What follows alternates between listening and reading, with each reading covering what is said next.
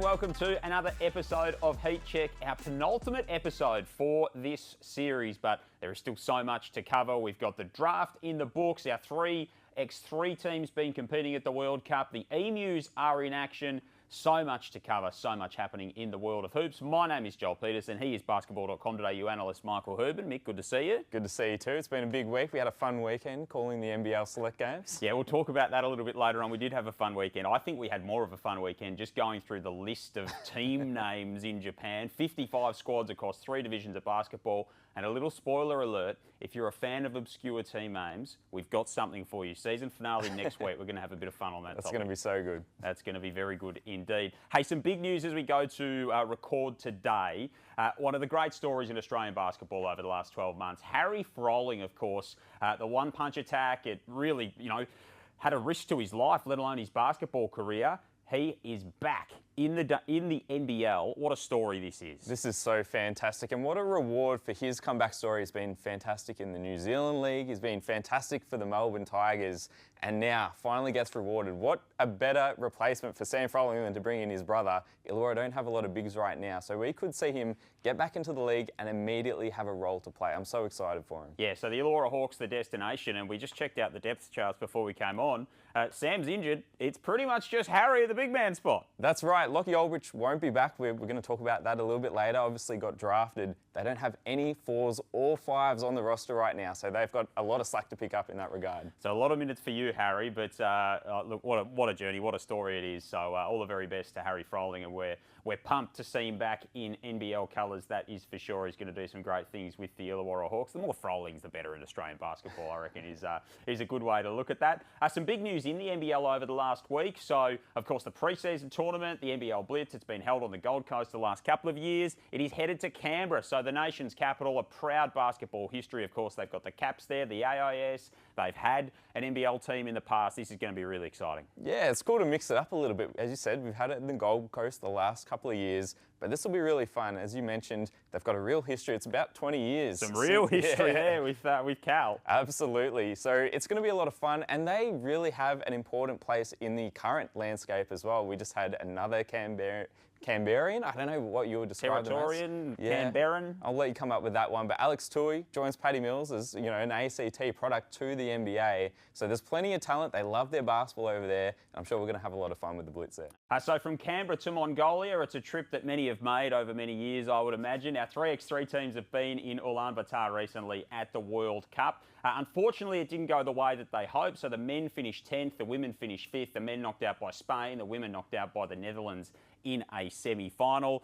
It looked really promising, particularly for the women, Nick. We spoke about that continuity that they had in that group. It was a shame to see it not pan out for them. It is incredibly tough. Obviously, a disappointing outcome for both, but they were both fantastic in the pool stages. The girls were 4 from 4, the boys were 3 from 4. They did a fantastic job, but they ran into some really tough competition. You mentioned the Netherlands and Spain. They both went on to win gold in their respective groups. So it was really tough that they had those matchups so early in the event, but they did really admirably. Yeah, when you mentioned that the form that those two teams went on to have in that tournament, there's certainly no shame in bowing out when they did. We know that they'll be back bigger and better. There's a lot of improvement to go with those groups, of course, coached by Damon Lowry and Adam Ford. Of course, the women's team it was headlined by a number of WNBL stars. WNBL free agency rolls on, so some big dominoes falling over the last week or so. We know that Izzy Bourne is siding with Southside in that competition under Christy Harrower there in southeast Melbourne. Kelsey Griffin's going back to Bendigo. Kelsey Reese is going back to Bendigo. All the Kelseys are signing with Bendigo. And then you've got Sarah Blitzarves. What a story this is. Headed to the Canberra Capitals. This is magnificent. Yeah, fantastic to see. The next step in her career, we obviously know some of the health issues that she went through over the past few years, that spinal fusion.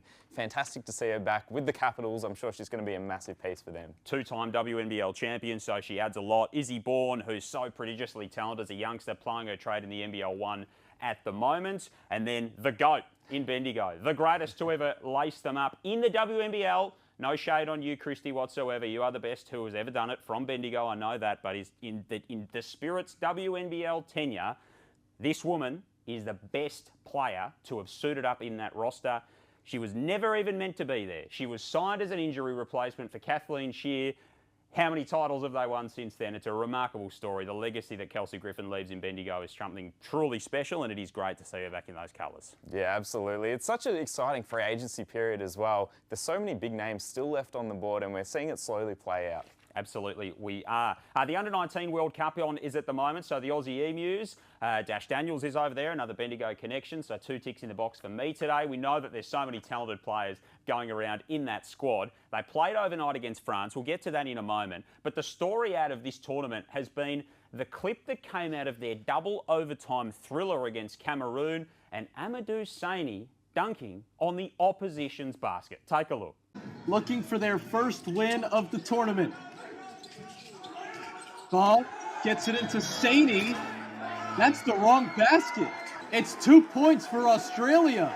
I have never seen that in the hundreds of basketball games I have called. Amadou Saini caught the inbound and dunked on the wrong basket.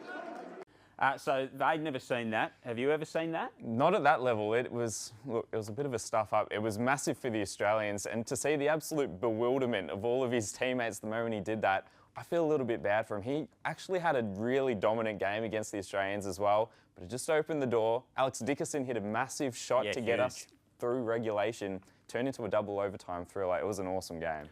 Yeah, it was quite the spectacle. And, of course, after losing to the US in their opening game, they beat Cameroon in double overtime. That paves the way for them to take on France overnight. And what a result for the Aussie Emus overnight. So an 71 to 63 win, stifling defence, and some really strong performances from a couple of these talented young players. That's right. They did a fantastic job. We know France are absolutely dominant on the world stage, whether it's the men's team or particularly in this group as well. They've got some massive talent.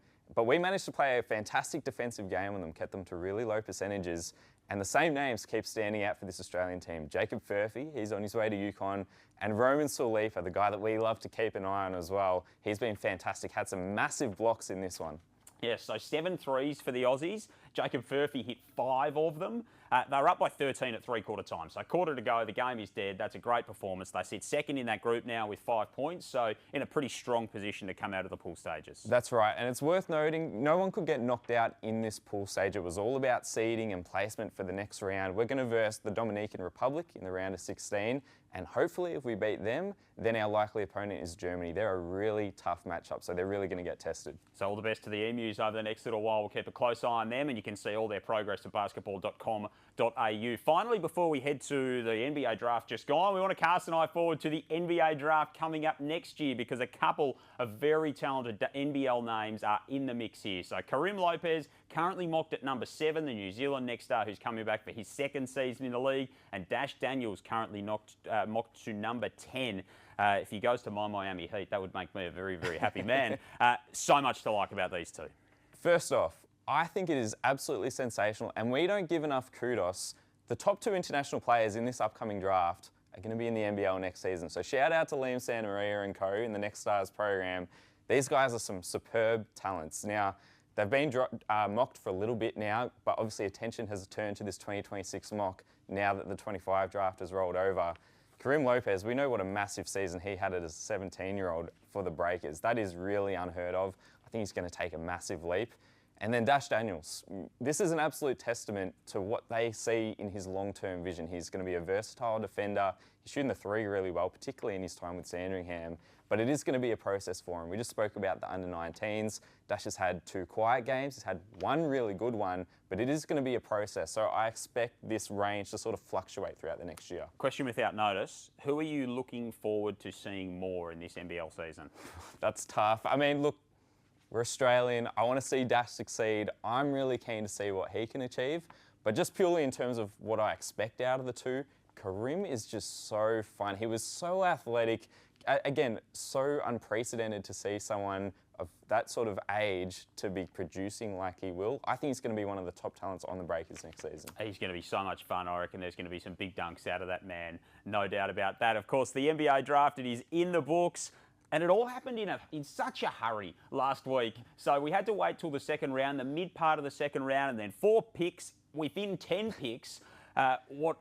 This was just crazy, crazy good. Yeah, I was really sweating for a while there. First off, I forgot it's over 2 days. I was watching the first round and I'm like, all right, I'm ready for these guys to get selected. Had to wait another 24 hours. We got to pick 45, but eventually it all happened, as you said, very quickly. And 4 from 4, you can't ask better than that. Yeah, absolutely. Of course, Lockie Olbrich, the last of those taken. Our man, I feel like we can claim him as Heat Check's own, but the first one was Rocco Zikarsky. So 45 to the Minnesota Timberwolves. They've got some bigs there. They re-signed Naz Reid. They've got Rudy Gobert on the roster. And if you're talking about defensive international big men, who better to learn from for Rocco than Rudy? Absolutely right. That's the first thing that I think of when I saw the Timberwolves as the selection. And it goes back to our conversations all throughout this season.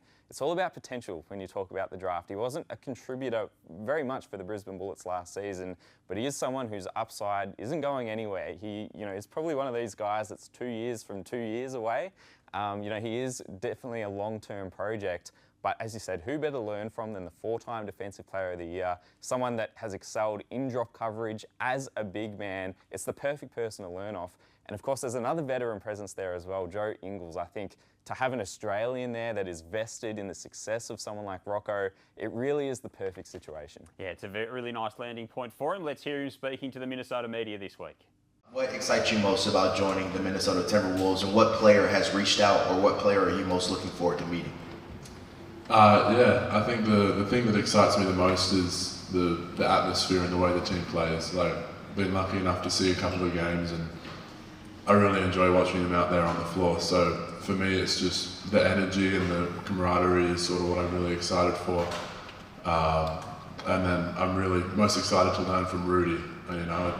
Defensive MVP 4 times, and to me, that's what I like. I like playing defense, so to learn from him will be awesome. We'll talk a little bit more about Joe Ingles later on in the program. It's going to be so exciting to see 2 Aussies teaming up there in Minnesota.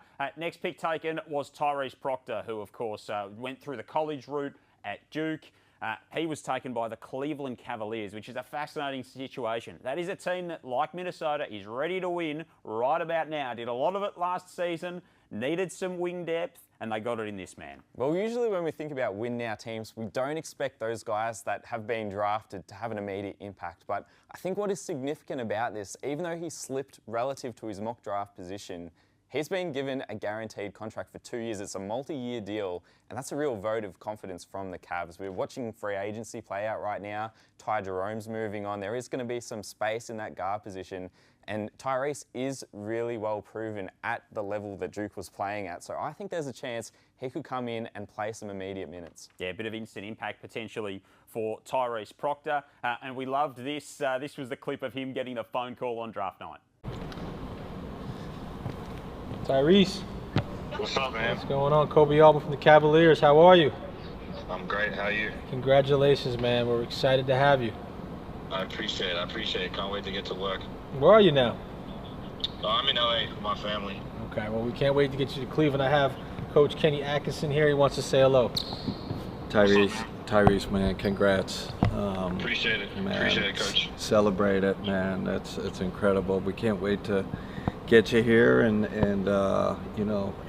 start working. But celebrate this. Enjoy tonight. Can't wait to see you.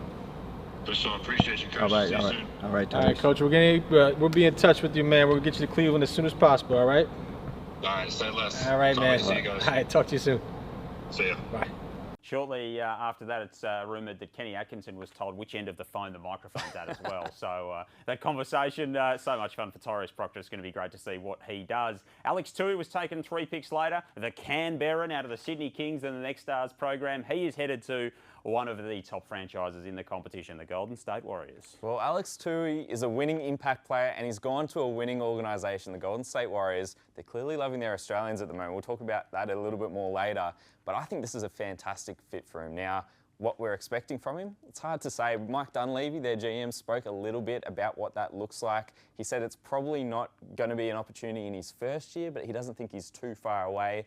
And as we've been discussing, that three-point shot, that's going to be the big swing skill for his success. Yeah, it'd be really interesting to see how Alex Tui goes over there with the Warriors. He did get asked a different question. He get asked all kinds of strange questions during the draft process. The local media asked him, which was the strangest? when guys go through draft process, sometimes they get asked these really oddball questions in the draft process. What was the oddest question you were asked that kind of threw you for a loop? Ooh, I got asked like what my teammates would say about me, and that's a pretty interesting one because like, obviously you got great relationships with your teammates, but like the Australian sense is like there's a bit of banter and like some things that we find funny, other people don't really find too funny. So I think I just had to kind of dull it down to just saying I'm a pretty funny teammate and someone that tries to make a joke now and then. So Alex Tui, he's going to be a lot of fun. He might be a little bit confusing in the sense of humour stakes for some of his teammates. Maybe we have to do that next week and find out what we're teammates, what we would say about each other. I'm curious to hear. Maybe we'll vet that before we go to air with that. We'll see. Quite possibly. And in terms of finding things that are funny that others don't, maybe our team name segment next week we'll flesh all of that out. Finally, Lockie Olbrich, he's part of this show here on Heat Check. We've come back to him a number of times throughout the process as his stock was rising. Pick number 55. He's headed to the Chicago Bulls. He looks damn fine in that Chicago Bulls uniform, if I can say so myself. In the number 47, he's such an exciting player. This is an absolute success story. Someone that wasn't mocked in the top 60 all year, but he just through sheer perseverance managed to prove himself. We know he's a winner at every single level, be it New Zealand, NBL 1 Central, of course the NBL where he had 2 double-digit games, filling in for Sam Froling in the finals. I'm just so happy to see him in this position, hopefully teaming up with Josh Giddey pending his free agency status. And wearing the 47, as you said, a little ode to his dad who unfortunately passed away a few years ago. I actually managed to have a few conversations with Dad a little while prior to that. And I just could tell it was emanating the pride that he had in Lockie. So I'm sure him and his family are just so proud of him right now. Yeah, and well they should be. It's such a cool story and he's a very exciting player to watch. He got a tour of the Chicago Bulls facility. Let's take a look. Did you shoot on this yet? No, yet. You gotta get your first basket. Get it on camera. Hey! Ice cold. Hey, I'm a hot guy. I'm a hot guy. Ew! Oh, that's money. Nice to meet you, man. How you doing? Great, amazing. Yeah, no. That's my first time in Chicago. So I'm really excited. That's gonna be a fun year. Denied. Hold on, let me see from honest. Oh! That's tough. I never see these shoes before. Film is very important. Bulls. That's what's up. Balls. That's tough. That's tough. Prioritize your recovery, fellas. Shower, plenty of showers. Right after the game, you gotta shower. Don't take a shower pill. Don't be stinking it up. Get them carbs in. I don't really have any handshakes on anybody. I just like jump and like hit everybody. Just be goofy. I'm doing one of these. Yeah, this is one of these. We gotta look tough. There you go. I didn't think showers would be high on the list in terms of discoveries as they went on a tour of the facility, but they've got all the facilities at their disposal. That's what you get when you get a 20-year-old Martis Bazalis showing them around. I don't know if it was high on the priority list, but it was entertaining. Let's hope it is high on the priority list as the season goes. Hey, let's stick with the NBA news and well done to our draftees, of course. It's going to be so exciting to see that next draft process unfold. Jack McVay has been plying his trade in the NBA with the Houston Rockets. Haven't they been active of recent times? Unfortunately for him, it's meant that he's been released, but he's pretty keen to keep the dream alive. That's right. Maybe the end of the road with the Rockets, but definitely not for his NBA dreams. He spoke about, prior to going to the Rockets, getting one NBA basket would have sort of scratched the itch, but apparently not. He's clearly still ready for more NBA opportunities, and he had a fantastic season in the G League. 16 points a game, 37% from the three-point line. He's clearly progressed over to the American game seamlessly, and I think, it's very possible that he gets another opportunity. He spoke to Channel 7 News Adelaide this week. Let's take a look. Back where his career began and giving back to the next generation. Fresh off a career best year where Jack McVay became an Olympian and an NBA player at Houston. A year ago, I was sitting in the NBL and I said, I would be happy with my career if I could score one NBA bucket. Well, I was lying. Now a free agent, the 29-year-old will head back to the States looking to add to his 9 NBA games. Fly out Tuesday morning and then we get back to it. Summer League, talking to teams, working out with teams. If he remains with the Rockets, he'll line up alongside one of basketball's all-time greats, Kevin Durant. He's one of the greatest scorers to ever suit up, and I tell you what, I'll have my notebook out, taking notes and trying to learn from the best. So Jack McFay doesn't know what the words low energy mean. You can see it there, and hopefully he gets another opportunity very soon just around the corner. Speaking of another opportunity, we said we'd come back to Joe Ingles. He signed another one-year deal, so 38 when the season starts. This will take him into a 12th season in the World's Top League. That actually blows my mind, Joel. 12 years. It felt like he was a late bloomer into the league. Remember the path that he took. Started in the NBL, had time in Europe, and had to really work his foot into the door.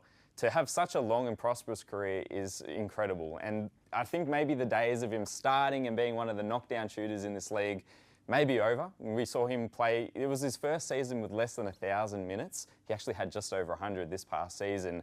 But again, this is a new stage of his career, and the reason that he keeps getting deals, he's a quality veteran presence, someone that, can still knock down shots and have some inbound passes occasionally, won't be playing big minutes, maybe he's still talking some trash from the sidelines, I'm sure. Definitely. But it's that veteran presence that, particularly we mentioned with Rocco, I think that's going to be a fantastic dynamic. But there's a reason this guy keeps getting picked up. Yep, and he's still got cult status over there with any fan base that he is, of whom the team he is part of. So well done to Joe. We look forward to seeing him, and especially with Rocco Zikarsky in the next season. Some more news is that Luke Travers and Taron Armstrong have been handed qualifying offers by the Cavs and the Warriors respectively. What does this mean for them? It's really important. These two-way contracts, the turnover is incredible. You never really know if a guy's going to stick for more than one season or not. So to see both of them tendered a qualifying offer is really encouraging. You think of Luke Travers in particular, that's someone that the Cavs drafted, they waited for, they really have high hopes for him. And he had a fantastic season in the G League. Put up a near triple-double. It was peak point guard Luke Travers, essentially putting up 16 points, 9 rebounds, 7 assists per game, doing a bit of everything. The three-point shot still to come around. And then Taron Armstrong, obviously exciting to be with the Golden State Warriors, but he is continuing along that path. There might be some opportunity at the point guard position. And he said that since he joined the Golden State Warriors, he's put on another 17 pounds of muscle. Now, I don't know if you remember what he looked like in that second year at Cairns, but he must be absolutely bulging at this point. Yep, so let's hope that carries him in good stead with the Warriors this season, but some really exciting opportunities for the both of those. You and I spent the weekend together in a basketball sense. Saturday, Sunday night, we were watching the B-League take on NBL Select. This was all kinds of fun. NBL Select ended up winning both games. They were pushed along the way in both. The first was pretty low scoring. The second had a little bit more flow and energy to it. But there was some really standout performances. We liked some of the B-League players particularly, but some great stuff from the Aussies too. That's right. It was great to see the Aussies back in action. Guys, that we by and large know what they bring to the table, but, there were some standout performances that we'll touch on, but also to acquaint ourselves with some of the B-League talent as well. I thought there was a player called Marcus Tobin. He brought the energy. It was a lot of fun. The hype man. They had to steal the microphone off him before that game too. Yep. But all the extracurriculars as well. We had a meat celebration. We had some road Traegers playing in the background. It was a lot of fun. Yeah, it was a lot of fun. There was a lot of colour in the building. The fandom of Japanese sport was certainly on show. And maybe the big winner, there probably wasn't too many notable performances from an NBL sense in Game 1, but the big winner out of Game 2 was Josh Bannon. He had an enormous game. He was doing a little bit of everything, rebounding the ball, passing the ball, shooting the ball, finishing nicely inside. It was just a bit of a glimpse into what Tassie can expect from the big man this season. That's right. We sort of flagged him as maybe the standout talent on this roster going into it, but the performance he put up in Game 2, 23 points, 19 rebounds and 5 assists. He dominated the glass against a team that had a 6'10" and a 7' US import on the opposition. He was just dominant inside, scoring the rock as well. But the thing I really love about Josh Bannon is that he can really pass it as well. It goes from him being a scorer to a real offensive hub you can run your offense through. I think we really saw him elevate his teammates as well as have a great game. And the matchup, or the team up with he and Will Magnay is going to be fascinating down there in Tassie this season. So that's certainly a name to keep an eye on. And well done to all those that put on that B-League Global Invitational at Ottawa for season 2025. A couple of NBL 1 names to finish. A couple of really big performances in the men's side of things. So Michael Harris had a 40-piece for Frankston over the weekend. We know he's a sharpshooter, and he certainly put those skills to good use. Absolutely. Not surprising, right? You saw him hit the 6 threes. He's just such a dynamic offensive player. The thing that really stood out to me, though, 12 assists. It's not something we often see from Michael Harris. It shows that he was reading the game really well. You think about this Adelaide 36ers team that he's going to be on next season. He's got some guys that he's going to have to pass the ball to, so that's an encouraging sign. He's got a lot of guys. He won't know who to pass the ball to if he's out there on the court. They've got so many guys. So plenty of weapons for the Adelaide 36ers, of which he is one. And Emmett Nah, this was a wild game. So this was 1v2 in the West, Rockingham and Warwick. No Todd Withers for Warwick because he was in Japan with the NBL Select squad. And Emmett Nah goes for 38, 7 and 6 on 16 of 18 shooting. Ridiculous stat line. I think the thing that stands out to me, obviously 16 of 18 from the field is absolutely incredible, but it goes to show how well he picks his spots. You can watch him in this game, and I think this is a masterclass of point guard play in the way that he just, in a very cerebral way, just reads the defense and finds high percentage looks. And we know when he has space, he's knocking down that three as well. Yeah, absolutely. So 108, 106, the final score. If you can get the highlights of that on the NBL One app, I encourage you to do so. It was a pretty wild finish to that game. Speaking of wild finishes, we're going to go out with a wild finish next week. Last show of the season here on Heat Check. It is going to be a lot of fun. Great to talk hoops with you as always, and I look forward to seeing you for one last go around next week. Thanks, mate. I'm ready for these team names. Yeah, get researching, mate. Deep dark corners of the internet for you over the next week. Thanks for your company on Heat Check. We'll see you next week.